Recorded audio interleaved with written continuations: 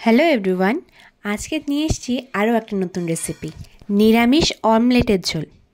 আগে দেখাই কিভাবে নিরামিষ অমলেটটা বানাবো। এটা বানানোর জন্য ফার্স্টে আমরা সোয়াবিনটাকে সেদ্ধ করে পেস্ট করে নিয়েছি। তার মধ্যে দিয়েছি ঝুরি ঝুরি করে লঙ্কা কেটে আর আদা থেতো করে। এরপর এর মধ্যে টক দই দিয়ে ভালো করে মিক্স করে নেব। এরপর কড়াইয়ে সর্ষের তেলের মধ্যে দিয়ে দেব কালো জিরা ফোড়ন। তার মধ্যে সামান্য জিরে গুঁড়ো দিয়ে আমরা সোয়াবিনের পেস্টটি দিয়ে দেব। এরপর দিব পরিমাণ মতো লঙ্কা গুঁড়ো আর চিনি।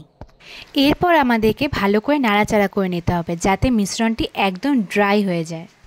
এরপর অন্য একটি পাত্রে নিয়ে নেব ময়দা, বেসন আর ধনেপাতা কুচি।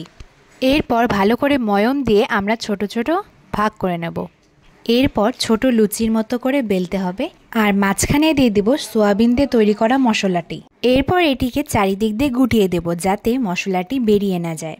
লুচিগুলো বেলার সময় আমাদের খেয়াল রাখতে হবে যাতে লুচিগুলো পাতলা হয়, কারণ যদি বেশি মোটা করি আমরা তাহলে কিন্তু ওটা ভালো সেদ্ধ হবে না, ভেতরটা কাঁচা কাঁচা থেকে যাবে।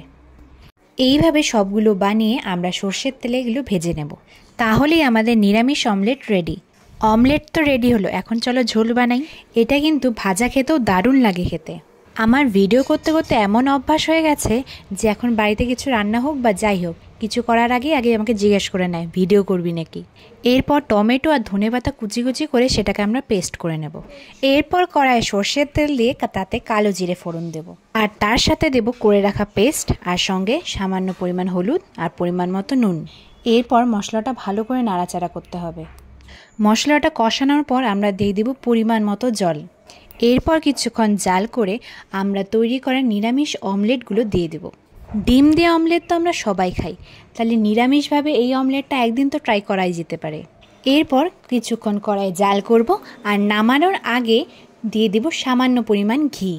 চলো, আমাদের রান্না তো হয়ে গেছে। তোমরা কবে এই রেসিপিটা বাড়িতে ট্রাই করছো অবশ্যই আমাকে জানাও, আর কেমন লাগলো সেটাও কমেন্ট করো।